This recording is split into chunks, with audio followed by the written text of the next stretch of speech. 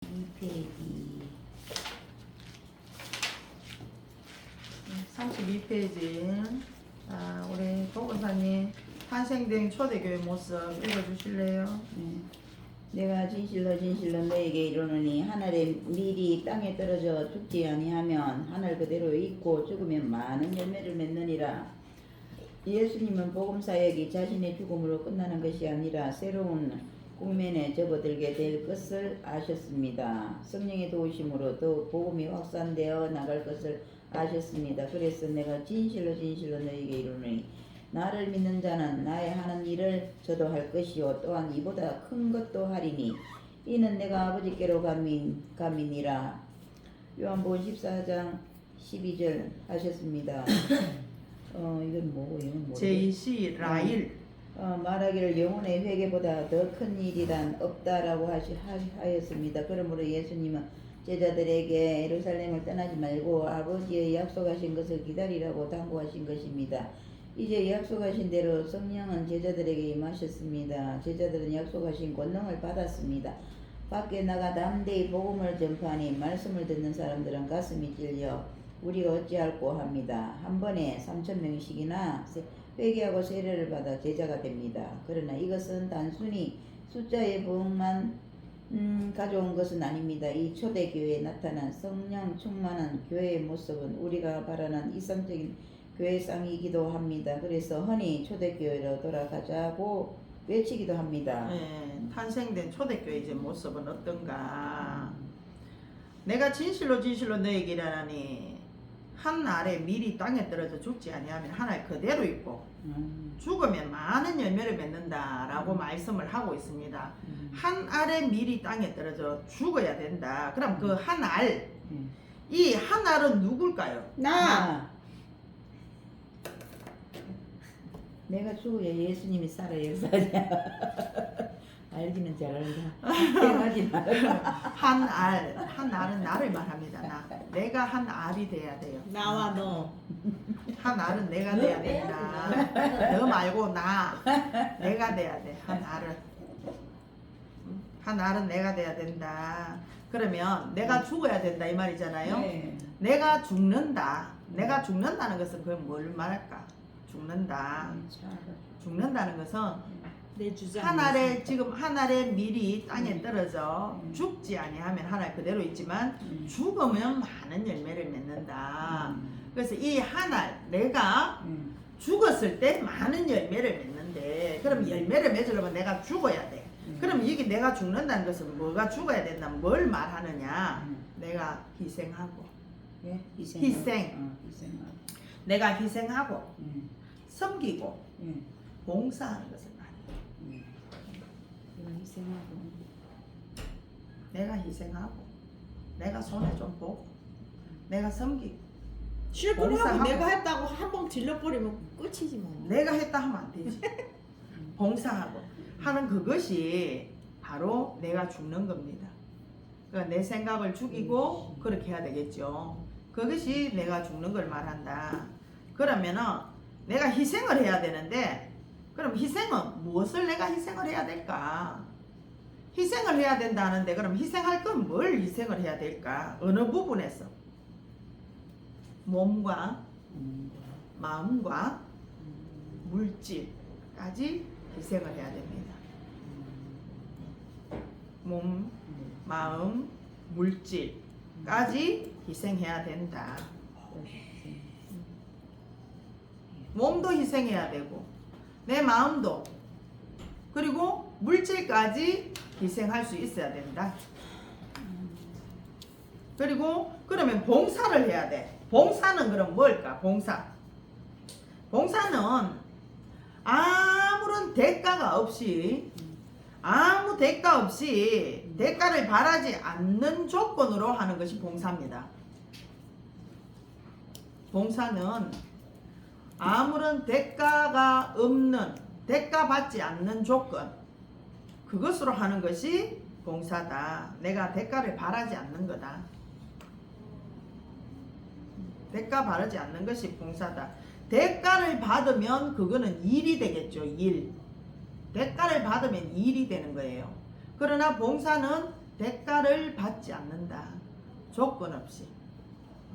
그렇게 하는 것이 봉사다.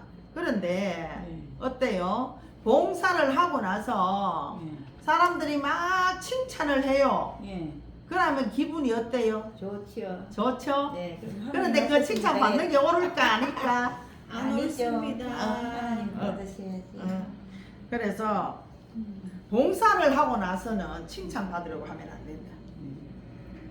믿음 없을 때는 되게 받고 싶더라 진짜. 뭐 갖다 주면 좀 많아요. 아이고 갖다 놨네 말이라도 하면 되는데 아무 말도 안 할 때는 진짜 섭섭하고 교회는 뭐 이런 건가 싶은 거. 처음에 믿음 없을 때 처음에 와갖고 세상 사람은 안 그러거든요. 하나 주면 하나 하나 주고. 되니까 그런 얘기를 좀 그만. 아까 얘기하지 마. 아, 그래도 나눔도 있어야 돼요. 그래서 그러니까 나중에 마치고 이런 봉사를 하고 나서는 네. 칭찬 받으려고 하지 마라. 아, 그럼 섬김은 그럼 겸손, 온유, 사랑으로 섬겨야 된다. 겸손과 온유와 사랑으로 섬겨야 된다. 그래서 희생과 봉사, 섬김 이 세 가지가 다 될 때 그때 죽었다 이렇게 말할 수 있는 거예요. 희생하고 섬기고 봉사하고 하는 이런 것들이 봉사는 대가 없이 조건 없이 내가 하는 거 그렇게 하고 그리고 봉사하고 난 뒤에 내가 칭찬받으려는 생각하지 않고 그 다음에 섬기는 것은 겸손하고 온유함으로 사랑으로 섬길 수 있어야 되고 그리고 희생은 내 몸과 마음과 물질까지도 물질이 들어가도 그것까지도 희생할 수 있을 때 그렇게 된 사람을 그럴 때 이 사람은 죽은 자다 죽었다 내가 죽었다 이렇게 말을 할 수가 있다는 거예요. 그 안에 나라는 것이 죽었다 이 말이에요. 나라는 것이 죽었다. 그래 이 세 가지가 다 될 때 이 세 가지를 다 할 때 그때 죽었다 이렇게 말을 할 수가 있다라는 겁니다. 성령은 우리 주님이 약속하셨어요. 성령을 기다리라 그랬죠. 그죠? 내가 보낼 성령을 기다리라. 근데 그 성령이 누구들에게? 제자들에게 임했어요. 먼저는 제자들에게 임했다. 그 자리에는 120문도가 있었지요. 사도들과 120문도 통틀어서 제자 이렇게 할 수 있는데 이 제자들에게 성령이 임했는데 그럼 이 성령의 임재가 당시에는 사도들과 120문도 제자들에게 임했다면 오늘날은 누구에게 임했다? 나에게 임했다. 내게 임했다. 그 성령은 오늘날 내게 임했다. 지금 내게 임했다. 그런데 문제는 내게 임하신 성령 그 성령을 우리가 무시하고 있다는 것이 문제인 거예요. 성령의 역사는 내가 믿는 만큼 역사한다. 그래서 내 안에 계신 성령을 인정해야 되겠죠. 인정하고 믿어야 된다. 내가 믿는 만큼 내가 믿음의 분량만큼 성령의 역사는 일어난다 라는 겁니다. 그래서 초대교회는 성령 충만한 교회였다. 성령 충만한 교회의 모습이었는데 이 성령 충만이라는 말은 성령의 임재와 성령의 충만은 달라요. 같은 어원은 아니에요.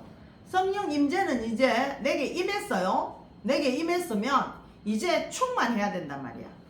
충만해야 되는데 성령 충만은 다시 말하면 성령에게 내가 온전히 지배를 받는 거를 말해요. 성령의 지배를 내가 온전히 받는 것이 성령 충만이다. 그래서 성령의 뜻을 우선해야 된다. 성령의 뜻을 우선해야 된다. 자, 우리가 술 먹는 사람 봤습니다. 술 먹는 사람 보니까 처음엔 사람이 술을 먹죠. 사람이 술을 마셔요. 그 다음에는 술을 먹어요. 한 잔 들어가면 그나하게 취하면 술을 먹어. 거기다가 이제 도가 넘으면 술이 사람을 먹어요. 못 보셨나? 내만 봤나? 아니 맞아요. 그죠? 네. 처음에는 사람이 술을 먹어요. 그리고 그 다음엔 술을 먹어. 그러다가 그 다음에는 술이 사람을 먹습니다. 네. 그런 것처럼 성령도 처음에는 우리가 성령을 사모합니다. 네. 그죠? 내가 성령을 사모해요. 내가 성령을 사모하고 그 다음에 성령이 내 안에 내주를 해요. 성령이 내 안에서 내주하고 나면 그 다음에는 성령이 나를 아까 성령 충만 그러면 성령이 나를 온전히 지배한다 그랬잖아요. 그러면 성령이 나를 이끌어갑니다. 술 먹는 비유에 들어보면 딱 그래요. 처음에는 내가 성령을 사모하지만 성령을 사모하고 성령을 받아요. 내가 성령 받았어. 성령 받고 나면 그 다음에 성령이 나를 이끌어간다.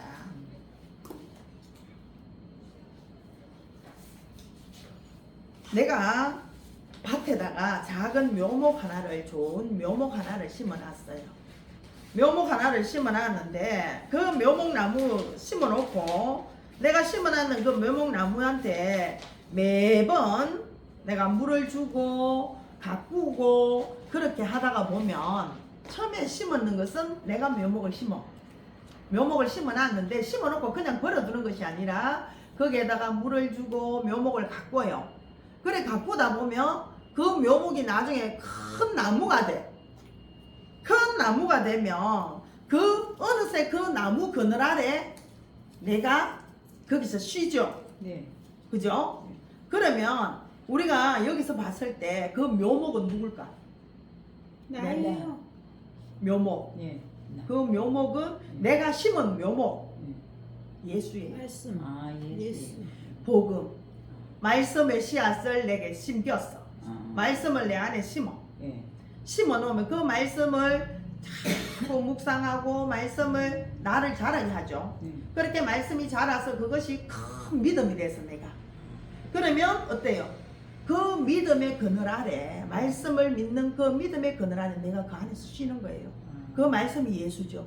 예수 밑 아래서 내가 쉬게 된다는 거예요. 그늘 안에서.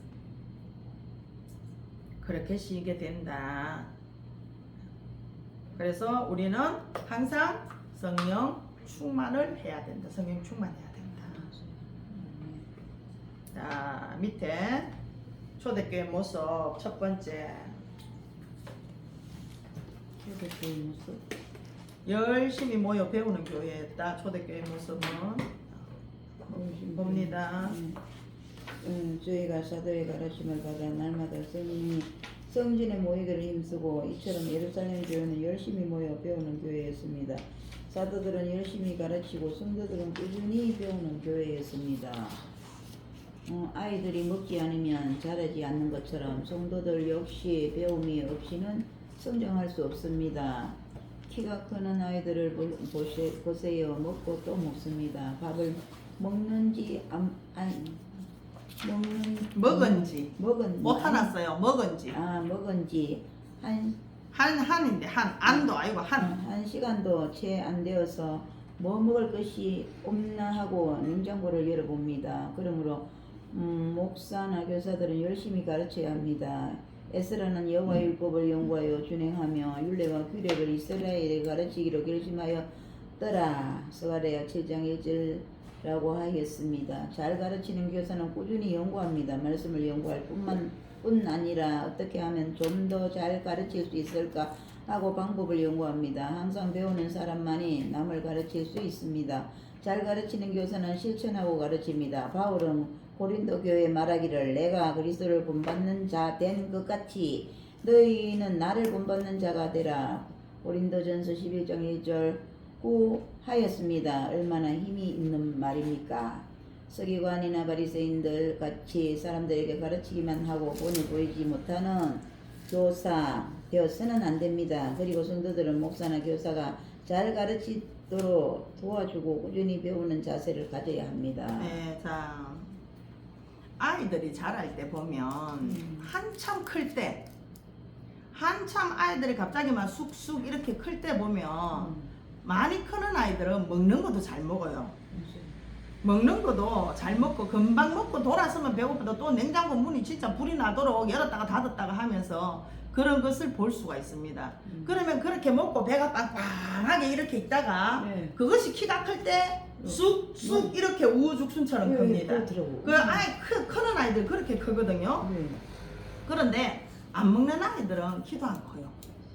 안 먹는 아이들은 크지도 않는다. 그것처럼 그런 것처럼 교회는 목사나 교사들이 열심히 가르쳐야 된다. 교회도 목사나 교사들이 열심히 성도들을 그리고 아이들을 가르쳐야 되는데 먼저 된 자들이 가르쳐야 된다는 거죠. 가르쳐야 되는데 어떻게 가르쳐야 되느냐? 에스라처럼 가르쳐야 된다는 거예요. 에스라는 어떤 사람이었어요? 학사, 그죠? 그렇지. 네, 학사. 에스라는 학사면서 제사장이었죠. 학사면서 제사장이었습니다. 그래서 교회도 마찬가지로 열심히 가르쳐야 됩니다. 열심히 가르쳐야 되는데 교회의 목사는 에스라 같은 사람이 돼야 된다. 에스라처럼 돼야 된다. 그럼 에스라는 어떻게 했기에 에스라처럼 돼야 된다라고 하느냐? 에스라는 먼저는 율법과 규례를 연구한 사람입니다. 그 있죠? 여호와의 율법을 연구하여 그랬죠. 그래서 율법과 규례를 에스라는 먼저 연구를 했습니다. 다시 말하면 우리가 말씀을 연구해야 된다.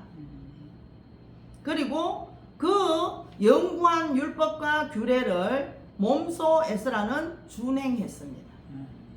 몸소 실천했다. 본을 보였다는 거예요. 본을 보였다. 그리고 본을 보였을 뿐만 아니라 연구한 율법과 규례를 가르치기를 결심했습니다. 그래서 우리 교회 목사도 에스라처럼 말씀을 연구한 말씀을 내가 몸소 본을 보이고 그리고 가르쳐야 된다. 성도들에게 가르쳐야 된다. 라는 겁니다. 그러면 가르치는 자는 목사는 그렇게 에스라처럼 연구하고 내가 본을 보이고 가르쳐야 돼요. 그럼 성도는 어떻게 해야 되느냐? 성도는 목사나 교사가 잘 가르치도록 도와주고 꾸준히 배우는 자세를 가져야 된다. 꾸준히 배우는 자세를 가져야 된다. 성도는 목사를 도와주고 꾸준히 그렇게 배우는 자세를 가져야 된다. 잠시만요. 네, 강의 중입니다. 1시간 뒤에 전화 드릴게요.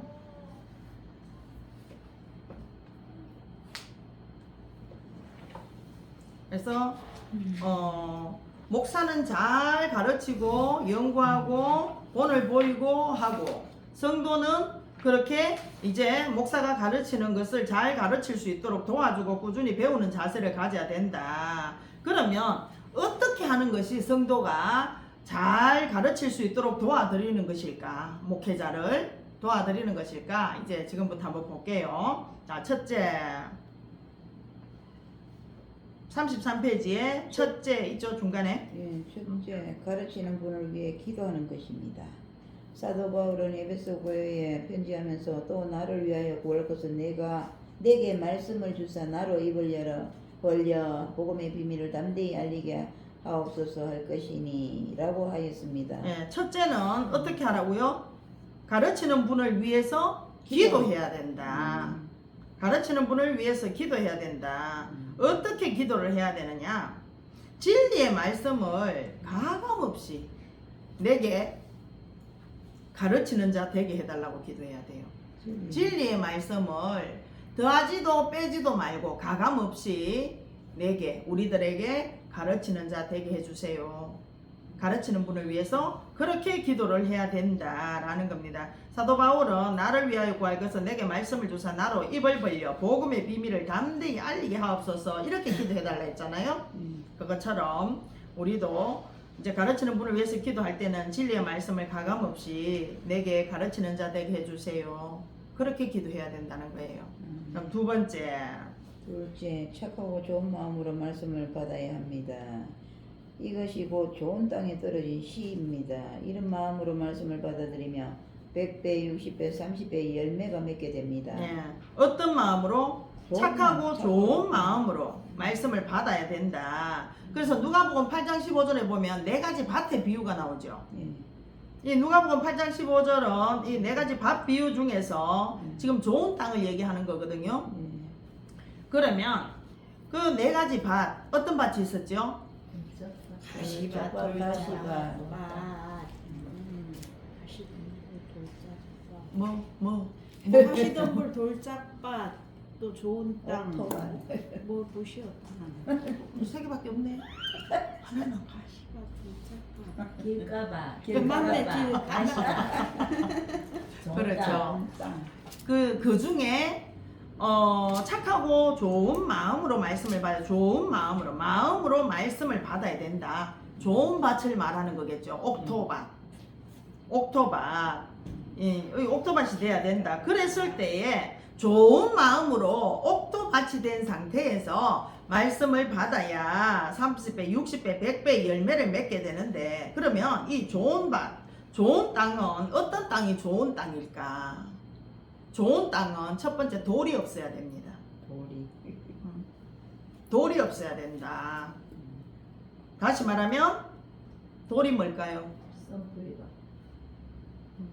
내 생각, 내 자아, 이런 것들, 내 거, 이런 것들이 돌이겠죠. 내 지식, 이런 것들이 돌입니다. 그래서 좋은 땅은 돌이 없어야 돼요.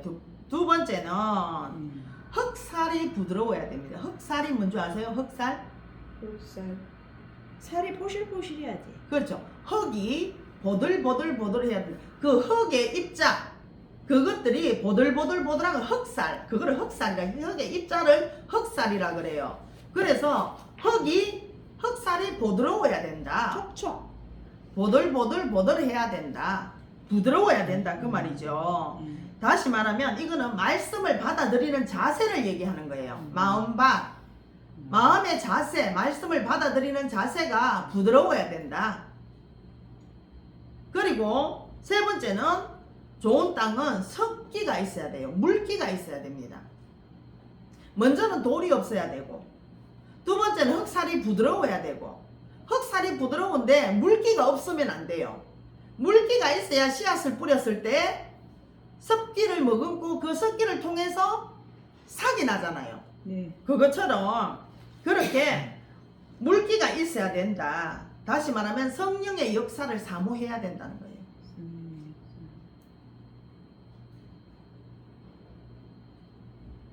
좋은 땅은 어떤 땅이라고요? 돌도 돌이 없고 없고, 흑살이 좋고 흙이 물기가 부드럽고, 습기가 촉촉하고 물기가 좋고. 그래, 좋아. 돌도 없고 흑살도 부드러워야 되고 물기가 촉촉해야 돼. 그게 뭐라고요? 그게 좋은 땅. 좋은 땅. 좋은 땅. 돌은 뭐라고? 돌은 내 생각. 강팍한 고집. 그래, 내 생각, 내 자아 이런 것들이 없어야 된다. 그리고 흑살이 부드러워야 되는 거는 뭐라고요? 마음같이 말씀을 받아들이는 자세가 아주 쏙쏙. 그렇죠. 심어져요. 말씀을 받아들이는 자세가 좋아야 되고 그 말씀에 받아들이는 그 자세가 섭이 있어야 되는데 그 섭은 뭐라고? 성령님. 성령의 역사, 성령의 역사를 사모해야 된다. 그게 바로 착하고 좋은 마음밭으로 말씀을 받는 거예요. 먼저는 가르치는 분을 위해서 기도해야 되고, 그리고 좋은 밭으로 좋은 마음으로 말씀을 받아야 된다. 옥토밭이 된 상태로. 세 번째는 인내를 결실해야 합니다. 누가복음 8장 15절.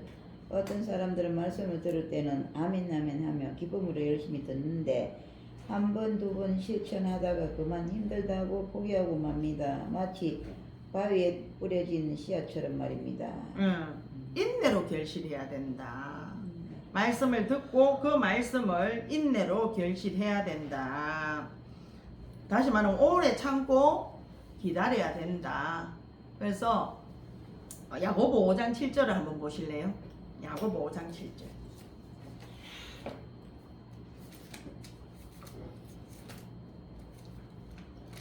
농부는 어떻게 하고 있는가? 농부의 마음은 어떤가? 우리가 야고보서를 한번 봅니다. 5장 7절. 그는 육체에 계실 때에 자기를 죽음에서 능히 네, 그러므로 형제들아 주께서 원하시기 까지 참아라. 보라, 농부가 땅에서 나는 귀한 열매를 바라고 길이 참아 이른 비와 늦은 비를 기다리나니. 농부가 씨앗을 심어 놓고 그 결실을 위해서 오래 참고 기다리죠. 네, 길이 참고. 오래 참고 기다리는데 왜 오래 참고 기다리나? 결실을 보기 위해서. 네, 오래 참고 기다린다. 그래서 농부는 결실을 위해서 오래 참고 기다립니다. 그런 것처럼 우리도 말씀을 받고 인내하고 결실해야 된다. 네 번째. 넷째, 무엇보다 모이기를 열심내야 합니다. 히브리서 10장 25절. 말세에는 사람들이 모이는 것을 싫어한다고 합니다.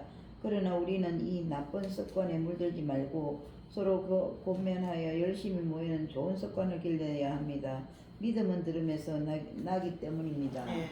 무엇보다 모이기를 열심히 내야 된다. 오늘날 교회 안에 모이기를 열심을 하나요? 자꾸 이렇게 분열이 되고 떨어져 나가는 경우가 더 많나요?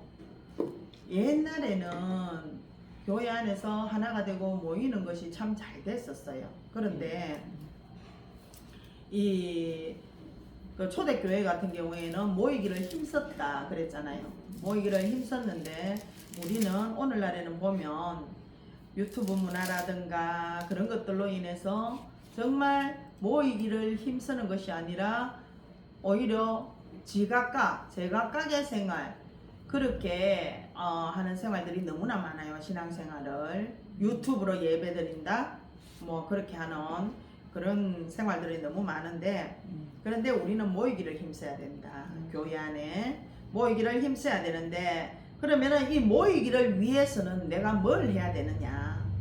모이기를 하기 위해서는 먼저는 내가 먼저 앞장을 서야 됩니다. 내가 앞장서야 된다. 내가 먼저 앞장을 서야 되고 두 번째는 가까운 지인들 있죠. 내 주변에 가까운 지인들에게 내가 권면을 해야 됩니다. 권면을 하면서 같이 가자 하고 같이 하자 하고 같이 그렇게 권면을 해야 된다. 그렇게 권면을 하고 그리고 이제 같이 동행을 하자. 함께 동행하자. 안 갈라 하면 내가 먼저 같이 동행하자 하고 예를 들어서 교회에 부흥 집회를 해요. 부흥 집회를 한다고 봤을 때 집회 예전에는 집회한다 부흥회한다 그러면은 성도들 많이 모였어요. 네, 차원 많이 모였는데 오늘날 부흥 집회하면 성도들 많이 모이지 않습니다. 안 모여요. 그러면 먼저된 내가 앞장서서 내 교회의 행사의 자리에 예배의 자리에 집회의 자리에 내가 먼저 앞장서서 간다. 그리고 내 주변에 내 지역 식구들 구역 식구들 그런 분들에게 우리가 가자 하고 권면을 해요. 그렇게 권면을 하고 또 그들과 함께 같이 가자 하고 같이 동행하면서 내가 같이 동행을 하며 같이 해야 된다. 그렇게 해야 할 때에 모여진다라는 거예요. 뒤로 넘어갑니다. 교제하는 교회가 교회되게 하는 중요한 요소 중에 하나는 성도의 교제입니다. 그래서 사도신경에도 거룩한 공회와 성도가 서로 교통하는 것을 믿는다고 고백하고 있지 않습니까? 그렇다면 왜 성도의 교제가 이처럼 중요한 의미를 지닐까요? 첫째, 성도들은 주님의 몸된 교회의 지체들이기 때문입니다. 바울은 이와 같이 우리 많은 사람이 그리스도 안에서 한 몸이 되어 서로 지체가 되었느니라고 하였습니다. 내가 아무리 온전한 믿음을 가졌고 능력이 있다고 해도 그 지체 하나만을 가지고는 온전한 몸을 이룰 수 없습니다. 팔은 역시 팔입니다. 다리는 아무리 힘이 있고 재주가 있어도 다리에 불과합니다. 그러므로 모든 지체는 서로 협력하여야 합니다. 그뿐 아니라 몸의 한 부분이 고통을 받으며 온몸이 고통을 받는 것이요, 몸의 한 부분이 영광을 받으며 온몸이 영광을 받는 것입니다. 그러므로 한 교회에 몸을 담고 있는 우리는 즐거워하는 자들과 함께 즐거워하고 우는 사람들과 함께 우는 것이 지체된 사람의 생활입니다. 둘째, 성도들은 하나님의 가족이요 서로 형제된 사람들이기 때문입니다. 사도 바울은 형제를 사랑하여 서로 우애하고 존경하기를 서로 먼저 하라고 하였습니다. 예수 그리스도의 피로 한 형제된 사람들, 피를 나눈 가족이니 남의 일로 여겨서는 아니 될 것입니다. 그러므로 성도의 교제는 마음과 마음이 하나 되는 것입니다. 날마다 마음을 같이하여 라고 했습니다. 마음을 알아주는 사람이 있으면 아무리 힘들어도 이겨나갈 수 있습니다. 마음이 하나 되면 아무리 외로워도 아무리 큰 고난이 있어도 이겨나갈 수 있습니다. 또 마음뿐 아니라 물질적으로도 상부상조하는 교제가 되어야 합니다. 예루살렘 교회는 물건을 서로 통용하고 필요를 따라 나눠주고 하였습니다. 서로 어려운 일이 있을 때 도와주는 것이 진정한 교회의 모습입니다. 또한 교제에 있어서 빼놓을 수 없는 것은 떡을 떼며 하는 것입니다. 여기서 말하는 것은 성찬이냐 예찬이냐 아니면 그냥 평범한 식사냐 하는 논란이 있습니다. 그러나 신학자 브루스는 말하기를 이 세 가지를 다 겸한 것이라고 하였습니다. 예, 자 초대교회는 어떤 모습이었느냐? 처음에는 열심히 배우는 교회였다. 열심히 배우는 교회. 그리고 두 번째는 성도 안에서 교제가 있었다. 교제하는 교회였더라는 거예요. 교제하는 교회. 그렇게 교제하는 교회였다. 그래서 교제하는 교회에 성도들이 주님의 몸된 지체들이다. 그리고 두 번째는 가족이다. 서로 형제다. 그렇게 말하고 있습니다. 그래서 사도 바울은 형제를 사랑하여 서로 우애하고 존경하기를 서로 먼저 해라. 서로 먼저 해라. 그랬습니다. 형제를 사랑하여 서로 우애하고 존경하기를 서로 먼저 해라. 서로 먼저 해라. 그럼 어떤 사람이 존경하기를 먼저 할까? 어떤 사람이 그럼 존경하는 것을 먼저 할 수 있을까? 먼저 만왕의 왕이요 창조주 대신 예수 그리스도께서 십자가에 죽기까지 나를 사랑하고 나를 섬겨주고 귀히 여겨줬다라는 그 은혜를 아는 자가 존경하고 사랑하기를 존경하는 것을 먼저 합니다. 십자가에 죽으신 그분이 만왕의 왕이고 창조주 되시는데 그 만왕의 왕이요 창조주 되신 예수 그리스도가 십자가에서 죽기까지 나를 사랑하셨다는 거예요. 죽기까지 나를 사랑하고 섬겨주시고 그리고 나를 귀하게 여겨주셨다. 그 귀하게 여겨주신 그 은혜를 아는 자가 남을 존경할 수가 있습니다.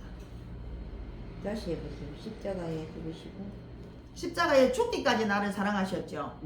십자가에. 십자가에 죽기까지 나를 사랑하셨어. 그리고 섬겨주셔서 나를 이 땅에 섬기러 오셨죠. 나를 섬기러 오셨어요. 그리고 나를 귀하다 나를 귀하게 여겨주셨어.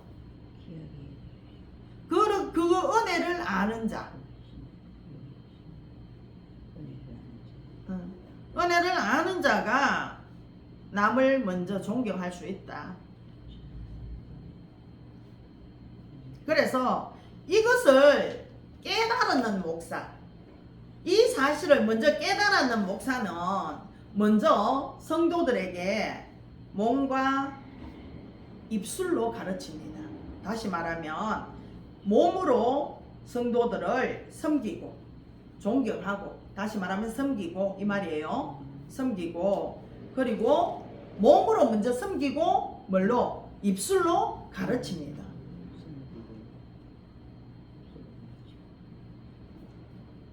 이 사실을 깨달았는 목사.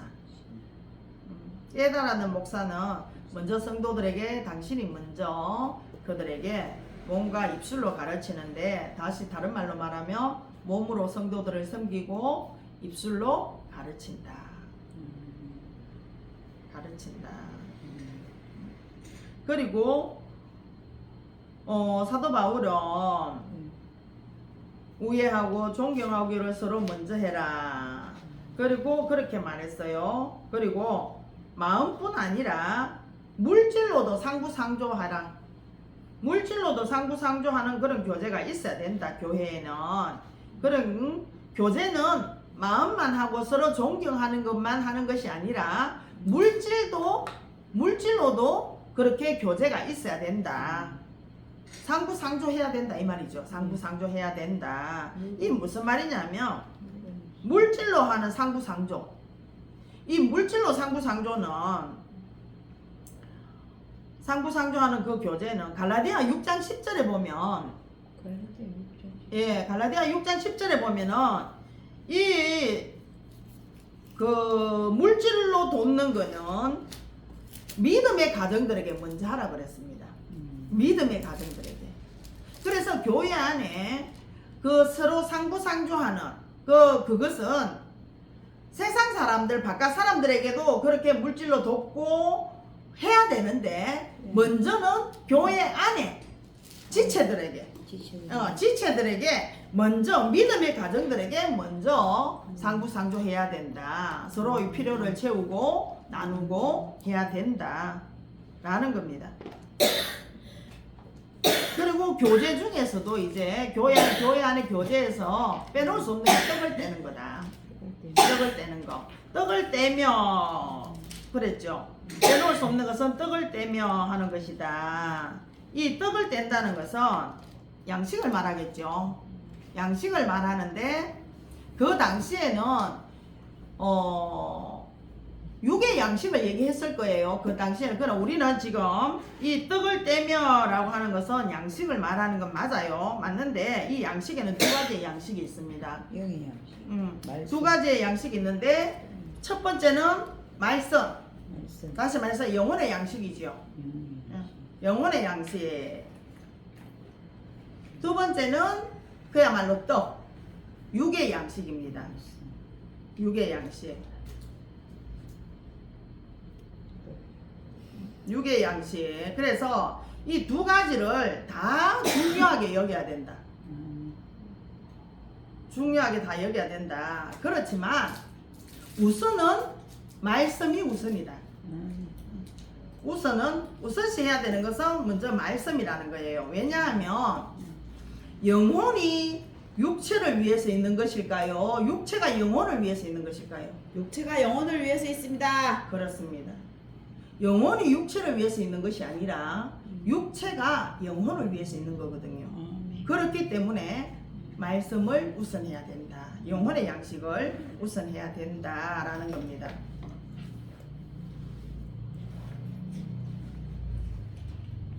자, 윤도사님, 세 번째 기도하는 교회. 초대교회는 기도하는 교회다. 기도하는 교회, 음식을 나누는 것이 성도의 교제라면 배움은 말씀의 교제이며 기도는 하나님과의 교제라고 할 수 있습니다. 하나님을 섬기면서 하나님과 만나 교제하고 대화하는 시간이 없다면 하나님을 바로 섬기는 사람이라 할 수 없을 것입니다. 예수님께서 승천하실 때 예루살렘을 떠나지 말고 사도행전 1장 4절 말씀하신 것은 기도로 준비하라는 의미였습니다. 이처럼 예루살렘 교회는 기도로 시작한 교회요, 기도로 부흥한 교회입니다. 이 시대 교회들이 부족한 점이 있다면 기도하기를 전혀 힘쓰니라 한 대로 기도하지 못하고 있는 것입니다. 이 말이 의미하는 것이 무엇일까요? 첫째, 여러 형태로 기도했고 많은 기도를 했다는 의미입니다. 많은 성도들이 모여 많은 시간을 기도에 바친 것입니다. 새벽 기도는 사람과 상의하기 전에 하나님과 상의하는 시간이며, 저녁 기도는 하루를 보고 드리는 기도입니다. 식사 기도는 감사를 아는 사람의 기도요. 중보 기도는 기도의 능력을 아는 사람이 하는 기도입니다. 우리가 자신의 힘으로 해결할 수 없는 안타까운 문제에 부딪히게 되면 밤샘 기도나 금식 기도로 간절히 아뢰기도 하는데 기도는 하나님의 명령이요 성도의 특권입니다. 하나님은 우리에게 쉬지 말고 기도하라 데살로니가전서 5장 17절에 명령하셨으며 예수님은 우리에게 너희가 내 안에 거하고 내 말이 너희 안에 거하면 무엇이든지 원하는 대로 구하라 그리하면 이루리라. 요한복음 15장 7절 말씀에 약속하셨습니다. 예, 자 여기에 보면 초대교회는 기도하기를 전혀 힘썼다. 힘쓰는 교회였다. 그래서 초대교회는 기도하는 교회였더라는 거예요. 그래서 오늘날 우리도 오늘날 교회도 마찬가지로 기도해야 돼요. 기도해야 되는데 이 시대 교회들의 부족한 점이 있다면 기도하기를 전혀 힘쓰니라 한 대로 기도하지 못하고 있는 것이다. 그렇게 말을 하고 있습니다. 그러면 여기에 기도하기를 전혀 힘썼다. 힘쓴다는 것은 뭘 말하느냐? 첫 번째는 여러 형태로 기도했다. 여러 형태로 기도했고 많은 기도를 했다라는 의미라는 거예요. 그러면서 여러 형태로 기도하고 많은 기도를 했는데 어떻게 기도해라? 쉬지 말고 기도해라. 쉬지 말고 기도해라 라고 하고 있습니다. 그럼 이 쉬지 말고 기도하라는 말은 항상 매사에 범사에 기도해라 이 말이에요. 항상 매사에 범사에 기도해라 그 말인데, 그럼 이 매사라는 말은 국어 사전에 보면은 하나하나 일마다 이 말이에요. 하나하나 일마다 라는 말이고, 범사는 모든 일이라는 거예요. 모든 일. 그래서 모든 일에 하나하나 어떤 일마다 그럼 항상 기도해라. 쉬지 말고 그렇게 기도해라 그 말입니다. 그리고 두 번째, 기도하기에 전혀 힘쓰는 것은 그럼 무엇이다? 둘째, 기도에 전념했다는 의미입니다. 다분히 습관적인 기도가 아니었습니다. 의례적이고 형식적인 기도가 아니었습니다. 겟세마네 동산의 예수님처럼 땀방울이 떨어지는 핏방울처럼 드려진 기도였습니다. 갈멜산에서 불로 응답받는 엘리야처럼 드리는 기도였습니다. 이렇게 기도하는 교회에는 경건함이 있습니다. 사람마다 두려워했다는 말이 그런 뜻입니다. 감히 침범할 수 없는 위험이 있었습니다. 성도의 숭고한 모습이 있었습니다. 이렇게 기도하는 교회에는 기사와 표적이 있었습니다. 병자가 낫고 근심 있는 자가 기쁨으로 변했습니다. 날마다 싸우던 가정이 화목해지고 사업이 날로 번창해지는 표적이 보였습니다. 이렇게 기도하는 교회에는 사람들이 칭찬이 있었습니다. 헬라어에는 좋다는 말이 두 가지 있습니다. 아가토스는 단순히 좋다는 말이지만 칼로스는 마음이 끌리다, 매력이 있다는 뜻입니다. 기도하는 예루살렘 교회, 기사와 표적이 나타나는 예루살렘 교회는 매력이 있었습니다. 이런 교회가 날마다 부흥되는 것입니다. 예, 기도하기를 전혀 힘썼다. 힘쓴다는 것은 두 번째, 기도에 전념했다 그런 말인데, 그 기도에 전념했다는 좋은 예화가 갈멜산에서 불로 응답받은 엘리야의 기도처럼 드려진 기도였다. 그러면 엘리야의 기도는 어떤 기도였을까? 엘리야의 기도는 첫 번째는 하나님의 약속을 믿고 한 기도였습니다. 엘리야의 기도는 하나님의 약속을 믿고 한 기도였다. 그리고 엘리야가 기도한 자세가 어떠했어요? 땅에 무릎을 꿇고 엎드려서 얼굴을 무릎 사이에 집어넣고 한 기도다. 한번 상상해 보세요. 땅에 꿇어 엎드려서 얼굴을 무릎 사이에 넣어서, 이거 한번 해보셨어요? 저 이거 해봤거든요. 무릎 사이에 땅에 무릎 꿇고 얼굴을 무릎 사이에 집어넣으면 무릎 사이에 얼굴이 들어갈까요? 안 들어갈까요? 나안 집어넣어도 무릎도 못 꿇는데 무릎이 아팠어.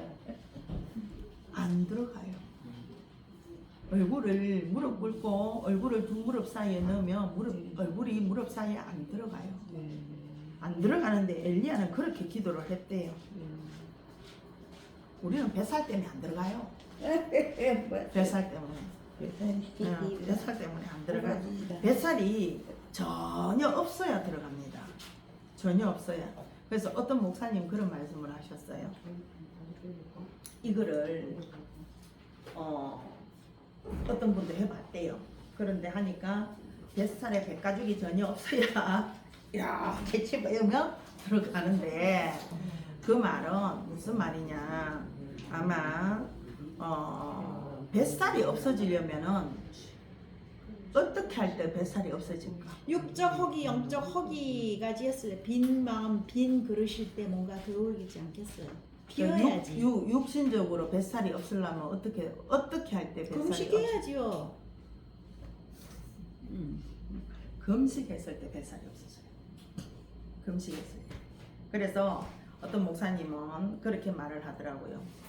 엘리야는 금식을 성경에는 그렇게 나와 있지 않아요. 그렇게 나와 있지 않은데 엘리야는 금식을 하며 기도했다. 밥 먹듯이 했다. 그런 말씀을 하시는 목사님들이 계세요. 그래서 금식을 하면서 기도했을 것이다 라는 그런 말입니다.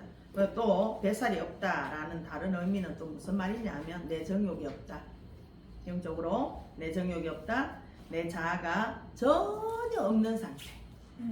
전혀 없는 상태. 그 상태로 기도했다 라는 말이에요. 내 생각, 내 자아, 내 정욕 이런 것들이 전혀 없는 상태. 그런 상태로 엘리야가 기도할 때 갈멜산에서 비워오라고 기도할 때 엘리야의 자기 생각, 자기 욕심이 있었어요? 전혀 없었어요. 그렇게 기도한 상태를 말한다. 그리고 교회는 뭐라 그래서 헬라어로 좋다라는 말이 두 가지가 있는데 하나는 아가토스, 이거는 단순히 좋다라는 말인데 칼로스는 마음이 끌린다, 매력이 있다라는 뜻이다. 그러면 교회는 칼로스가 돼야 될까요? 아가토스가 돼야 될까요? 두 가지 다. 칼로스가 돼야 됩니다. 마음에 교회는 칼로스가 돼야 된다. 그러면 목사도 칼로스가 돼야 돼. 칼로스 목사가 돼야 된다. 목사도 칼로스 목사가 돼야 된다. 그러면 칼로스 목사는 어떤 목사냐? 에스라 같은 목사다. 학사 엑스라 같은 목사. 가르치기를 좋아하고 성도들을 사랑하고 늘 기도하는 목사. 목사가 칼로스 같은 칼로스 목사다.